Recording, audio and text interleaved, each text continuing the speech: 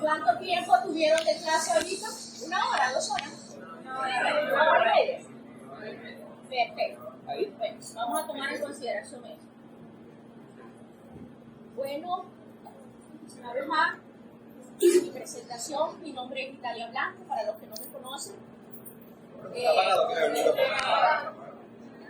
Ustedes me dicen si se escucha allá atrás o no hay nada. Okay.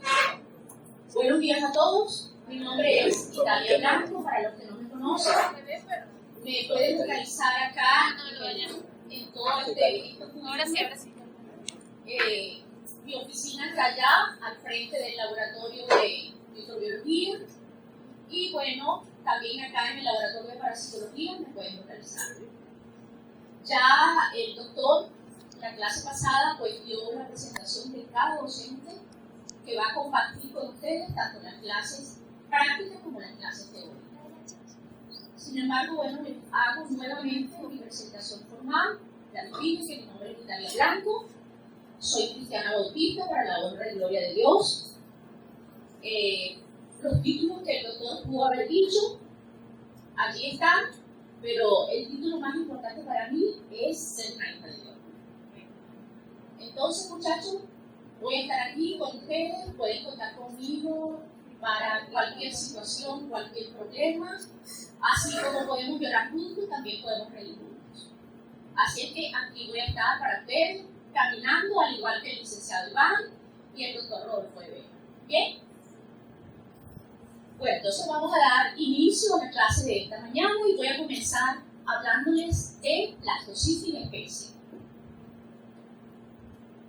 Vamos en esta mañana, a conocer, a tener un poquito de idea, que yo sé que ustedes lo van a complementar con los libros, con los textos, con las separatas, acerca de este parásito, acerca de este cronista que pues ha tenido en estos últimos años una importancia médica fundamental. Entonces me refiero a blastocitis especie. La otra manera de decirlo es especies de blastocitis. Pero nunca diga blastocitis SPP, sino blastocitis especies o especies de blastocitis. A manera de información, lo que nosotros vamos a conocer: generalidades, morfología, ciclo evolutivo, patogenia, sintomatología, epidemiología y profilaxis de este parásito. Esto es válido no solamente para blastocitis, sino para todos los parásitos que nosotros vamos a ver en el transcurso de la materia. Eso es lo que usted debe conocer. Esas son las características que usted debe manejar de cada parásito en particular. Y le aseguro que si usted conoce esas características que están aquí de cada parásito, usted no va a tener problemas en la materia. Bien, entrando ya en generalidades, la blastocitis es uno de los parásitos intestinales zoonóticos de mayor prevalencia y distribución a nivel mundial. Cuando yo comento el término zoonótico, yo tengo entendido y sé que ya ustedes saben a qué me refiero, ¿verdad? El término zoonótico, ¿a qué se refiere? Animales, ¿verdad? Parásitos que pueden habitar en animales, son parásitos de animales. Bien, blastocitis es un organismo unicelular anaerobio con una taxonomía que ha variado en el transcurrir de los años y ha motivado a diversos estudios por las controversias y las discusiones que se han presentado con respecto a este parásito. Eso ha sido motivo de revisiones constantes desde hace más de 10 años para acá. Se ha venido hablando acerca de este parásito.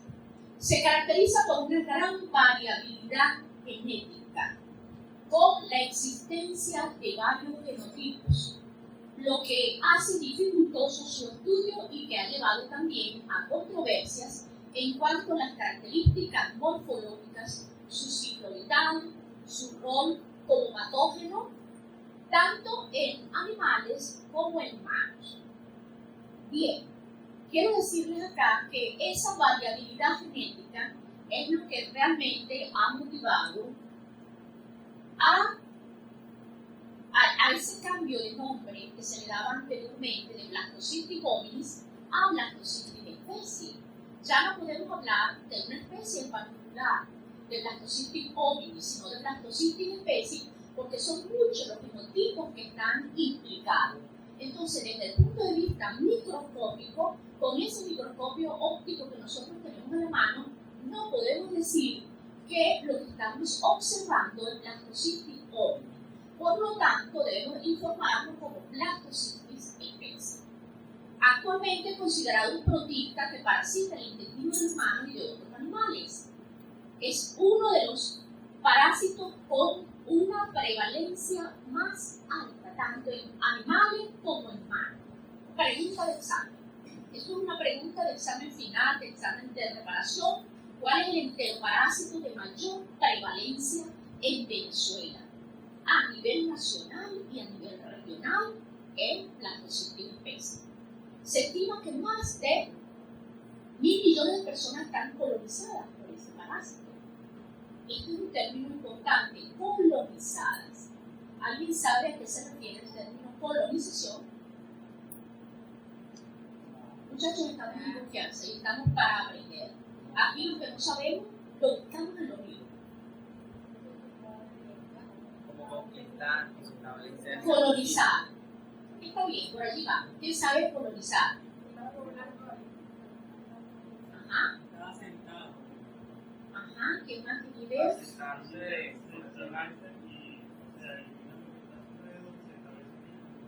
Se establecen, colonizan, ¿verdad? De colonizar, se establecen allí, pero eso no quiere decir que tengan un papel patógeno. Solamente está hablando de colonizar. Solamente, hay que tener claro, de patógeno, de papel patógeno y de colonizar, porque muchas veces uno dice, bueno, está colonizando ya, eso es patógeno y ya. Puede colonizar el intestino durante mucho tiempo, incluso años, puede habitar allí durante mucho tiempo. Y esto no es mentira, esto que dice la literatura, se ha revisado y se han hecho estudios en pacientes y se ha visto cómo este parásito ha permanecido por tiempo, meses, años, en un paciente y el paciente ha estado en condiciones aparentemente normales, sin ninguna sintomatología. Entonces allí hablamos de colonizar. Otros autores le asignan un rol patógeno, esto es verdad también. Mucha literatura, mucha información que tenemos en el internet y donde usted la quiera buscar, se habla del rol patógeno de Blastocystis especie. Y fundamentado en ese rol patógeno es precisamente lo que ha motivado al estudio del ciclo evolutivo de este parásito y llegar hasta el tratamiento efectivo que pueda tener este parásito. Entonces, si tiene un rol patógeno, pues debe ser tratado. Taxonómicamente pertenece al grupo de los Tetramenophilia, ya vamos a ver la taxonomía. Organismos de vida libre que incluye a la diatomea, a las algas pardas, ustedes se recuerdan biología 1, biología 2, las algas verde azules. Allí están este grupo, pues pertenecen al grupo de los Tetramenophiles. Es un Tetramenophilis atípico. ¿Por qué se habla de esa atipia? Porque no tiene flagelo, carece de pelos tubulares y tiene una naturaleza parasitaria. Se orienta más hacia un parásito que hacia esas algas, las cuales pues, con quien está realmente emparentado con sí. Entonces, se ubica más hacia el grupo de los parásitos. Es uno de los Tetramenophiles conocidos por infectar animales. Bien, hasta hace poco decíamos que era el único cromista, el único de este grupo que era pues, capaz de causar sintomatología, de causar daño en el humano.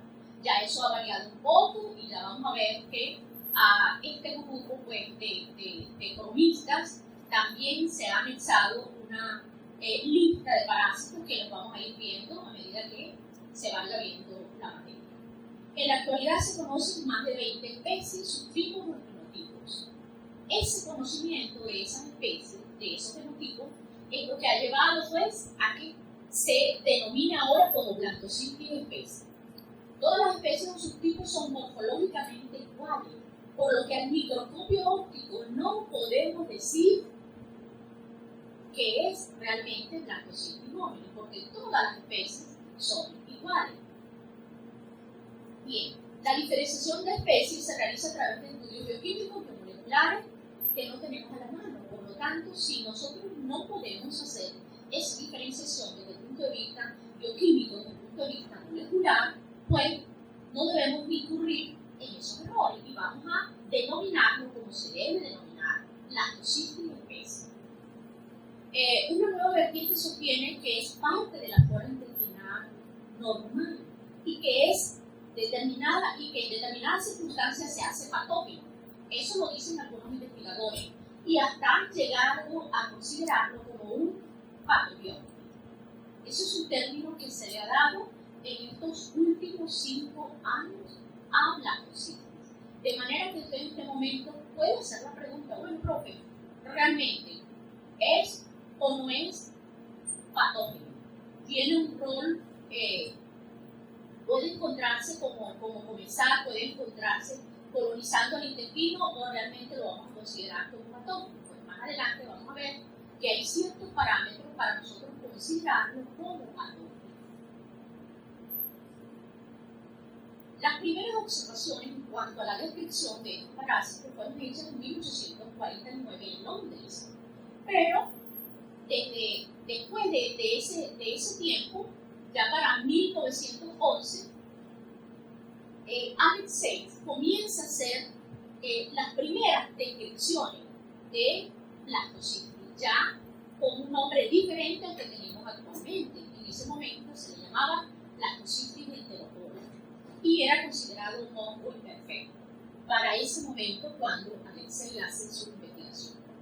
En el año 1912, Brun le denomina Blastocystis hominis. Vemos que ya hay una especie, un nombre, pues su género, su especie, un nombre ya conocido, nombre y apellido, Blastocystis hominis, le denomina. 5 colaboradores en 1967 establecen su naturaleza protozoaria. Vean que hemos venido de un hongo inicialmente y vamos ya por protozoario. Es más, debo decirles que antes de ser considerado un hongo, era considerado un artefacto de las heces. Entonces sería así. Inicialmente un artefacto de las heces. Luego se considera un hongo. Y en tercer lugar, se considera como un protozoario. Y ya vamos por una cuarta versión que ya no es considerada un protozoario, ya es considerado un cromista. Cromista. Vean cómo ha variado la historia de este parásito, el transcurrir del tiempo. Por análisis ribosomal se ha clasificado dentro de lo que es Phragmiophilis. Eso lo refiere Silverman y colaboradores en el año 1996. Lo define como un protista y le da pues las características que para ese momento él observó, él detalló en el momento de su estudio.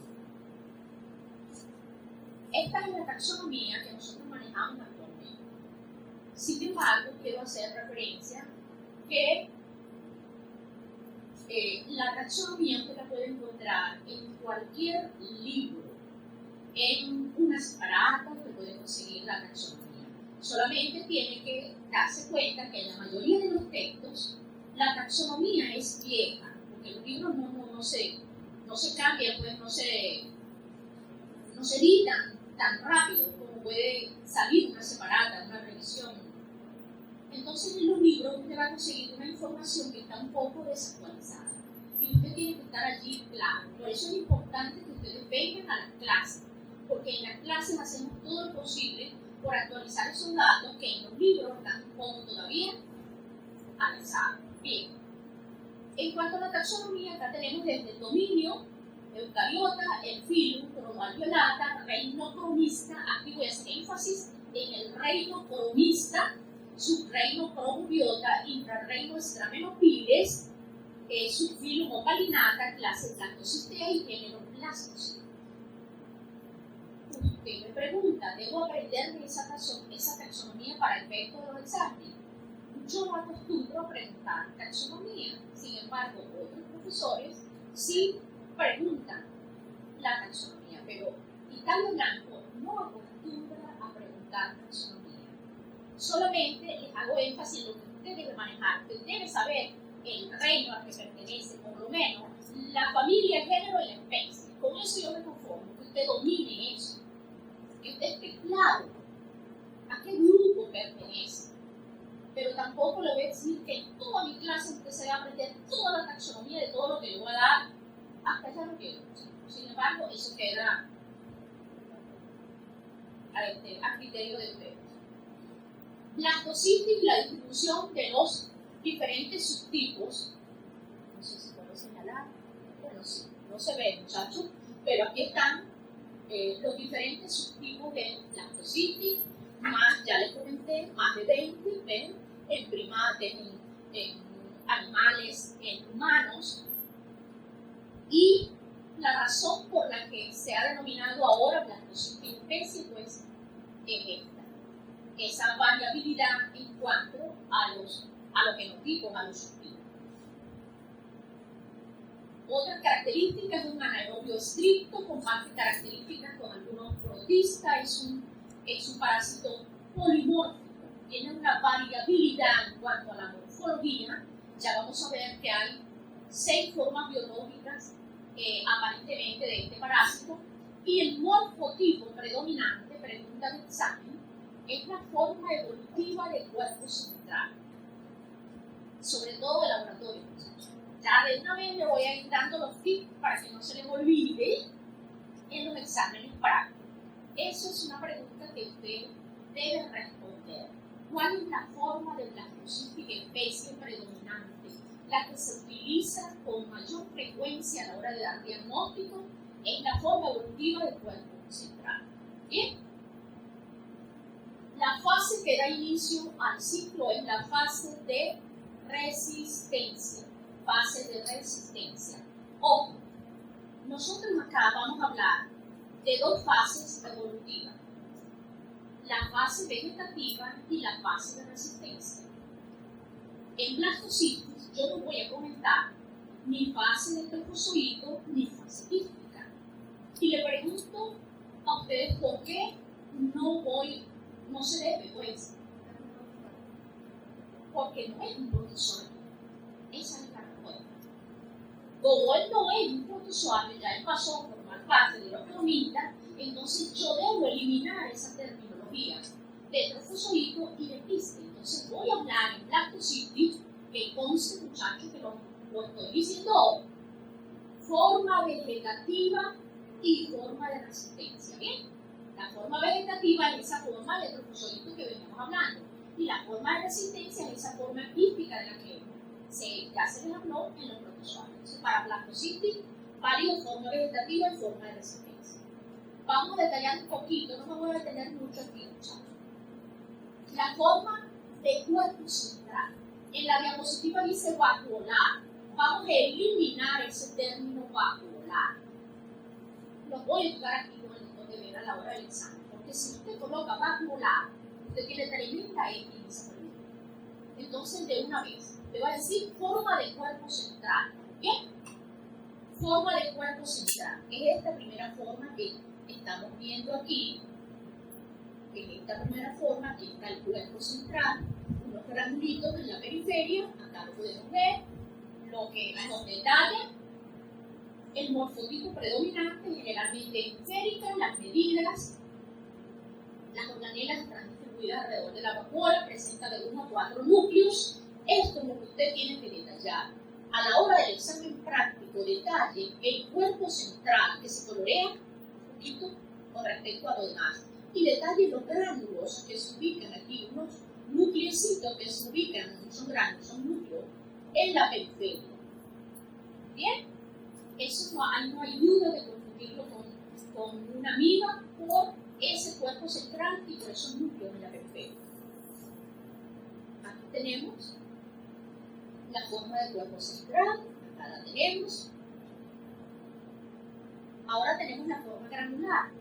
en menor frecuencia diagnosticar las heces, tamaño similar a la forma del cuerpo central, pero se caracteriza por la presencia de granulaciones dentro del citoplasma. Es decir, en ese cuerpo central que veíamos, voy a regresar un momentico para detallar aquí. En este cuerpo central, ese cuerpo central está lleno de granulaciones, muchos gránulos, y a la hora de observarlo, pues el observador, valga la redundancia, el analista que está al frente al microscopio, se da cuenta y dice, bueno, sí tiene un cuerpo central aquí, pero está lleno de gránulos, Entonces en ese momento estamos ante la presencia de la forma granular. La forma ameboide, más difícil todavía de observar, muestra una morfología irregular con uno o dos pseudópodos que estarán involucrados en la fagocitación. Quiero decirles, muchachos, que esta es una de las formas menos observadas. La forma ameboide, emitiendo esos pseudópodos que en un momento determinado nos pudiera confundir con una amiba pequeña, nos pudiera confundir con Endorima knana o con Pyodamoeba bushy, por esa emisión de pseudópodos. Sin embargo, hasta donde yo he visto, los pseudópodos que presenta esa forma ameboide de blastocystis no se mueven con frecuencia como se mueven los pseudópodos del neurofosfolito de Endorima knana y los pseudópodos que emite Pyodamoeba bushy. Por lo menos en Endorima knana usted ve un neurofosfolito pequeñito, pero el pseudópodo, cuando usted ve ese neurofosfolito, el pseudópodo se mueve, es como un gatito muy chiquitito. Cuando saca su patita así, usted ve porque se mueve. En blastocystis no he visto ese movimiento, solamente he visto el pseudópodo que lo sacan, pero no he logrado ver el movimiento. La forma multivacuolar, menos frecuente todavía, presenta múltiples vacuolas pequeñas, tiene un tamaño más o menos de 5 a 8 micras, puede observarse tanto en cultivos como en las heces. No voy a mentirles a ustedes, muchachos. Ya yo les voy a decir qué es lo más frecuente de observar en esto. Yo no he visto una forma multivacuolar así característica que yo pueda decir, oye, esto es blastocystis especie. Realmente no. Y la forma vacuolar, ni idea. Con eso les digo todo. Ni idea. Raspado. Carece de vacuola en su citoplasma y tiene un tamaño de aproximadamente 5 micras. Realmente no es lo frecuente. Lo frecuente que nosotros utilizamos para dar diagnóstico, y aquí está el profesor Ignacio Rodríguez, que me puede hablar, es la forma del cuerpo central. En menor frecuencia la forma granular. Y en tercer lugar, yo citaría la forma ameboide, que sí la he observado. De manera que en mi recorrido por el área de la parasitología he visto esas tres formas: la de cuerpo central, la granular y la ameboide. Pero fundamentalmente la de cuerpo central es la que utilizamos para dar diagnóstico.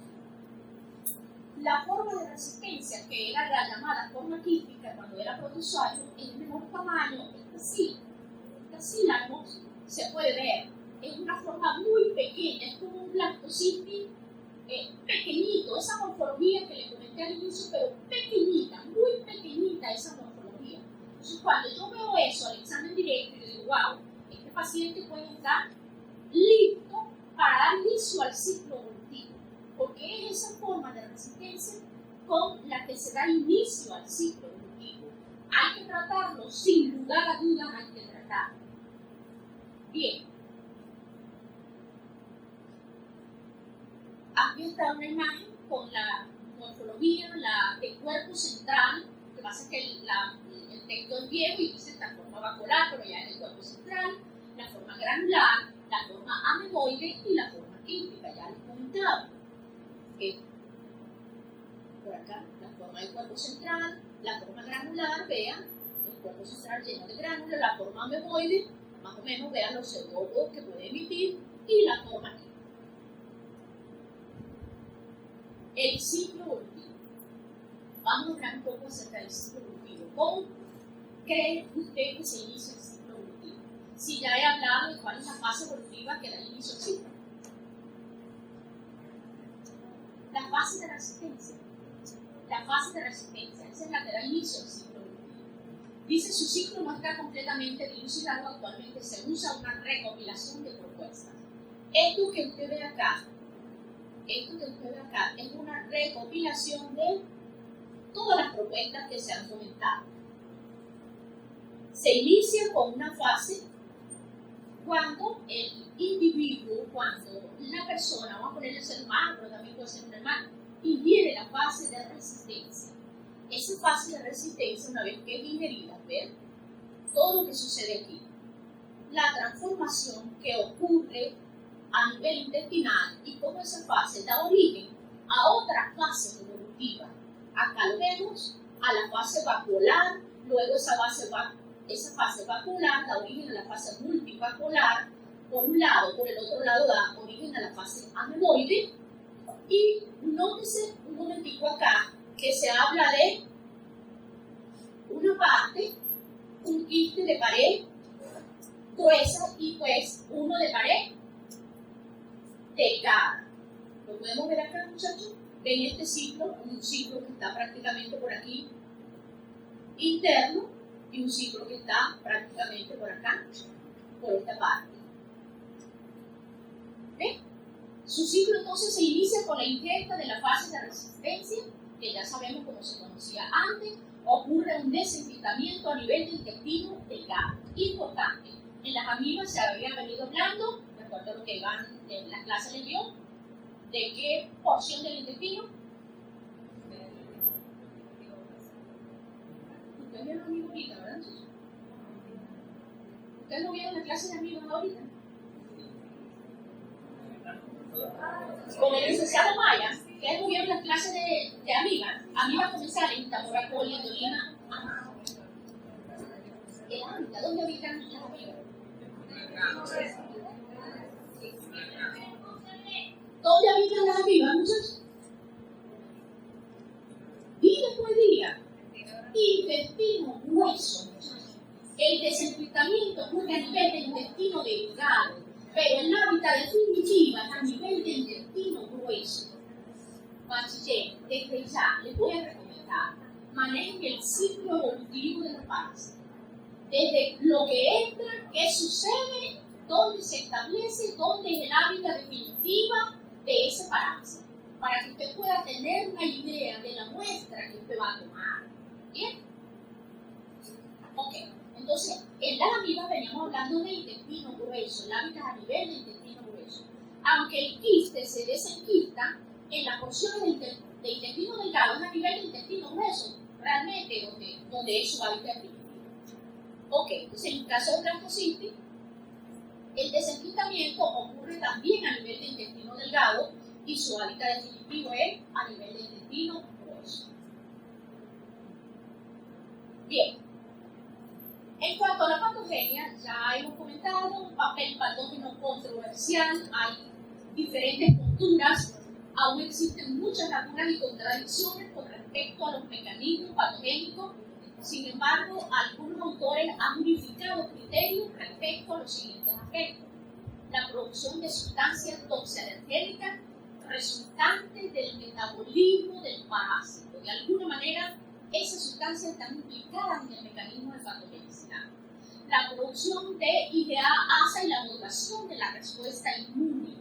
Los cambios que pueden ocurrir en la permeabilidad epitelial, que es eso, desencadena apoptosis, es decir, muerte celular. Este mecanismo me parece un poquito fuerte, un poquito duro, lo que habla de apoptosis celular. Sin embargo, es un criterio que hay que tomarlo en consideración porque es una postura que establecen diferentes autores. Cuando se habla de apoptosis de muerte celular, eso se habla por allá por histolítica y en otros parásitos que tienen un papel patógeno reconocido. De manera que sí se habla en blastocitis de apoptosis de la célula del hospedador, es porque realmente hay un papel patógeno que tenemos que considerar. Hay algunos criterios de patogenicidad que fueron establecidos hace mucho tiempo por el doctor Rodolfo de Vera, quien fue uno de las personalidades que en nuestro país tiene alrededor, yo diría que más de 20 trabajos de investigación relacionados con blastocistis especie, y en algún momento en su estudio él hizo esta propuesta y estableció estos criterios de patogenicidad que fueron tomados en consideración no solamente en nuestro país, sino a nivel internacional. Sin embargo, leyendo la literatura en estos días, hay alguna referencia mexicana donde dicen que no es necesario la cuantificación de la lactosa. Estamos esperando que esa información sea pues validada por los expertos para nosotros poder cambiar un poco estos criterios de patogenicidad. Pero mientras esa información no sea validada, pues nosotros nos vamos a quedar con estos criterios de patogenicidad. ¿Cuáles serían esos criterios? Primero, la presencia de elevado número de células del parásito, del blastocisto. Sabemos al microscopio cuál es la forma que mayormente vemos, la fase del cuerpo central. Hay numerosas formas del cuerpo central, lo podemos considerar que tiene un papel patógeno. Presencia de más de 5 células por campo de alto poder seco, más o menos relacionado con la primera. Presencia de formas vaculares grandes en las heces. Vaculares, no, del cuerpo central. Corrígame, muchachos.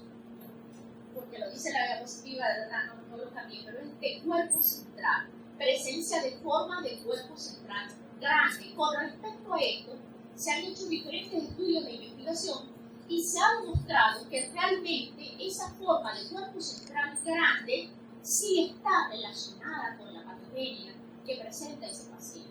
Generalmente el paciente que presenta esa forma de cuerpo central grande, cuando nosotros observamos al examen directo, presenta sintomatología.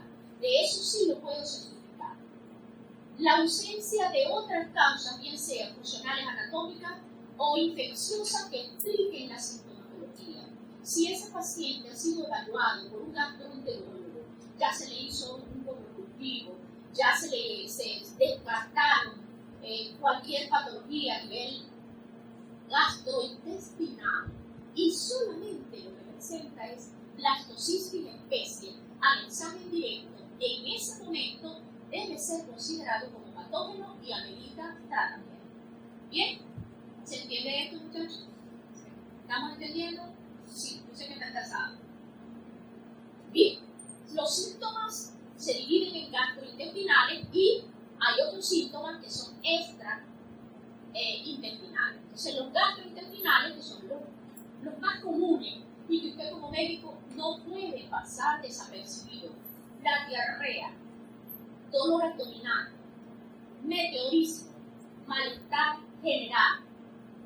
Generalmente el paciente presenta una diarreíta que va y viene 2 o 3 veces al día, hace un poquito, después queda con la sensación de hacer más, y así pasa todo el día, y varios días, y de repente comienza con unos pólipos inmensos, con una flatulencia, y eso pues debe llamar la atención. Eso es característico, ese sonar, ese meteorismo, ese sonar de las vísceras, eso es característico de una blastocistosis. Se lo puedo decir con toda la seguridad del mundo porque soy una de las personas que adquiere este parásito cada vez que sale a la calle, que como un perro caliente, que me como una hamburguesa, que me como algo por allá indebido que no debo comerme, ya a los 2 días, a los 3 días estoy presentando esta sintomatología, el abdomen inflado, los pólipos, dolores abdominales, ganas de ir al baño, esa diarreíta, y cuando veo tremendas formas del cuerpo central grande. O sea, increíble. Creo que allí he podido, en mi propia materia fecal, y no me da pena decirlo para nada, muchachos. Aquí vamos a hablar picándonos la cabeza. En cuanto a parásitos se refiere, no vamos a esconder nada.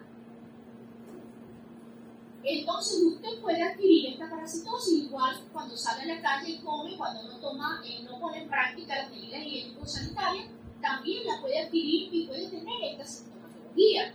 Y en ese momento yo le aconsejo que usted se llegue por acá o se llegue a un laboratorio y se haga un simple y sencillo DNA de esto, porque esa es la técnica diagnóstica por excelencia. Ya les había comentado esto de diarrea, malestar general, flatulencia, pérdida de peso y está relacionado con síndrome de colon irritable. Esto es un aspecto importante que lo manejan los gastroenterólogos. Esta parte relacionada con el síndrome de colon irritable. Bien, clínica de tipo no intestinal. Tenemos erupciones cutáneas, prurito palmoblancar, urticaria, angioedema. Esta sintomatología realmente no la he visto, no la he notado. Recuerden que esto lo nota realmente el médico, quien tiene contacto con el paciente. Nosotros yo soy bioanalista, estoy en el laboratorio, entonces manejo más la parte del manejo de la materia fecal como tal. Pero el médico debe estar familiarizado con esta clínica, con esta sintomatología que puede presentar el paciente en un momento determinado. En cuanto a la epidemiología de estos parásitos, la transmisión fecal oral, hídrica por alimentos, el agua. El agua juega un papel fundamental. Y los alimentos, la comida callejera. Yo sé que a muchos nos gusta comer en la calle y me incluyo. No voy a despreciarle a nadie un perro caliente y una hamburguesa con un simple lactosíntetico. No lo voy a despreciar. Así que si usted viene a ver en algún momento por aquí en un puesto de perro caliente, así, aunque el doctor de me regañe y va a medir a lo que me quieran decir, bueno, la vida es una sola y hay que disfrutarla. Ok, la transmisión entre animales y humanos y viceversa. Transmisión.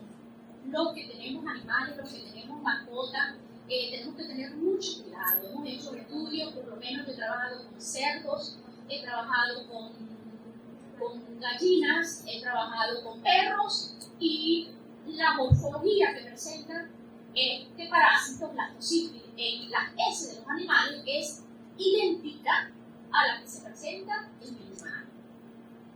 Entonces hay que tener mucho cuidado porque realmente desde el inicio se habla de un papel zoonótico. La prevalencia varía según el grupo de edad, si es un niño, si es un adulto, según el área geográfica, población rural, si es una población urbana, el estado inmunológico del individuo, por supuesto, si es un paciente inmunocomprometido, un paciente que tiene una enfermedad de base, el ataque va a ser mayor. No solamente de este parásito, de cualquier microorganismo patógeno en este tipo de pacientes actúa fácilmente. Supera el 50% la prevalencia en países subdesarrollados. La prevalencia en nuestro país es realmente elevada. Es el parásito que podemos decir el más prevalente. Por eso les decía, usted no puede perder este punto en el examen. Cuando se le pregunte cuál es el enteroparásito más prevalente en Venezuela, no olvide. Más común, con mayores cifras de prevalencia, tanto en niños como en adultos en todos lados. Algunos trabajos que se han hecho en el estado, vean que Blastocystis especies está ocupando el primer lugar en la lista de parásitos diagnosticados, como usted lo puede ver acá. Aquí está el profesor. Okay. El diagnóstico. La muestra clínica se recomienda no refrigerar. A materia fecal es recomendable que se traiga rápido, lo más rápido posible al laboratorio y no se refrigera porque las fases evolutivas pueden sufrir allí y a la hora de verla, como vamos a ver, la morfología no es la ideal cuando esas muestras son refrigeradas, se pierde la morfología. Bien, el examen directo de las heces frescas o recién emitidas es una técnica colectándula. Otra pregunta del examen. ¿Cuál es la técnica diagnóstica definitiva? ¿Cuál es la técnica diagnóstica ideal a la hora de dar diagnóstico de Blastocystis? Si es examen directo, técnica de Will, técnica de Cato, coloración de Cato. Entonces aquí rapidito, ¿qué voy a colocar? Examen directo de la mesa. Examen directo de la mesa. Esa es la técnica. Esa es la técnica definitiva. Examen directo con solución salina fisiológica in lugo. vemos algunas imágenes como se ve realmente muy pequeño. Ya les dije, con solución salina y al 0,85 y gol, o sea, las gotas. Una gota de solución salina, hacemos nuestro examen directo, mezclamos, homogeneizamos y del otro lado una gotita de Lugol, mezclamos, homogeneizamos y la vamos a observar al microscopio. Con el Lugol se detalla la estructura interna del parásito. Ese cuerpo central y esos núcleos que se ubican en la periferia los vamos a detallar fácilmente con el Lugol. Así se ve coloreadito.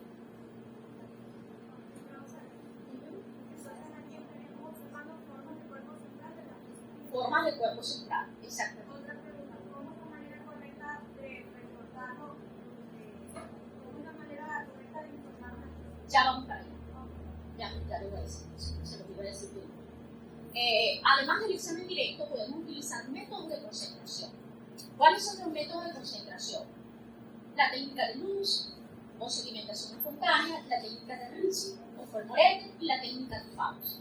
Estas son las tres técnicas que nosotros vamos a utilizar para Blastocystis especie. Son las mismas técnicas que vamos a utilizar para protozoarios. Así es que no hay problema. ¿Podemos utilizar coloraciones? Sí. Ginseng, Wright, tricrómica, hematocilina fética, hematocilina iosina. Cualquier coloración que usted tenga a mano la puede utilizar. En los laboratorios generalmente tenemos a la mano Ginseng.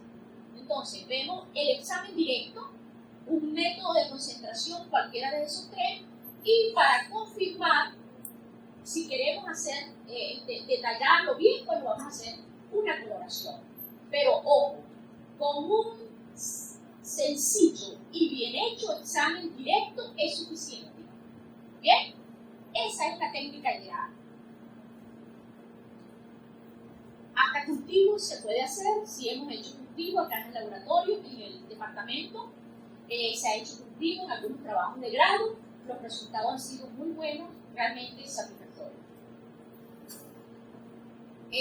La profilaxis, acá ustedes la tienen, y vamos a hablar un poquito acerca de cómo se debe informar el reporte. La forma que normalmente vemos es la del cuerpo central, pero si por X causa vemos otra morfología, la podemos informar sin ningún problema. Supóngase que yo estoy viendo la forma del cuerpo central, entonces informo Blastocystis especie, ¿verdad? Se escribe SPP, pero se pronuncia especie, mayor de 5 o menor de 5 por campo, y vean, Blastocystis especie, mayor de 5 o menor de 5 por campo, y entre paréntesis se coloca la forma observada, la fase evolutiva observada. Fase de cuerpo central. Si yo vi granular, fase de cuerpo central y granular. De repente a veces yo veo la del cuerpo central y veo la fase química. Veo las grandecitas con su cuerpo, pero veo una fase pequeñita, que yo sé que esa es la fase química. Que ahora es llamada fase de resistencia. Entonces coloco entre paréntesis fase de cuerpo central, rayita, y fase de resistencia. Si veo las dos. Entonces es muy sencilla la manera de informarlo. Blastocystis especie mayor de 5 o menor de 5 por campo, eso depende de la cantidad que usted vea, y entre paréntesis la forma evolutiva observada. Eso de mayor o menor, en este momento está en discusión, como ya les decía. Hay algunos investigadores de otro país, de México, hice la revisión. Sin embargo, en Argentina y en Chile todavía ellos se mantienen, pero algunos investigadores dicen que no es necesario, que con solamente colocar la fase evolutiva observada es suficiente, que eso de mayor o menor de 5 no es necesario. Sin embargo, nosotros todavía lo mantenemos acá en Venezuela. Cuando esto sea aclarado, sea dilucidado, pues le daremos la información como lo hemos venido dando en clase. La profilaxis ya la tienen. En cuanto al tratamiento, muchachos, debo decirles que eso queda a criterio de cada médico, si le va a colocar metronidazol, si va a colocar ceftriaxona, si va a colocar albendazol, cualquier cosa que termine en sol.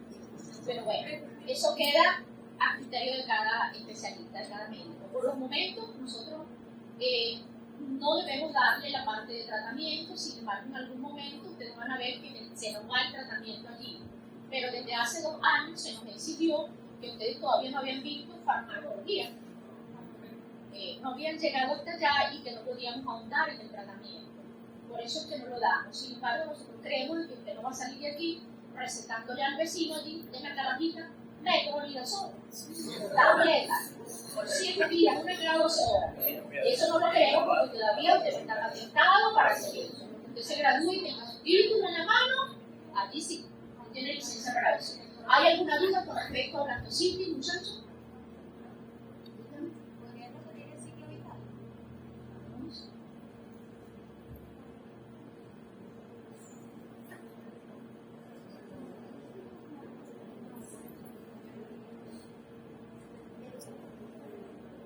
Aquí está. Aquí está. Que yo les hablaba de aquí, la fase multivacular. Bueno, inicialmente la fase química, ¿verdad? O la fase de resistencia. Olvidemos la fase química. Es la que da ahí inicio al ciclo, ¿verdad? La fase de resistencia, que puede ser, aquí habla de una fase de pared gruesa y una fase de pared delgada.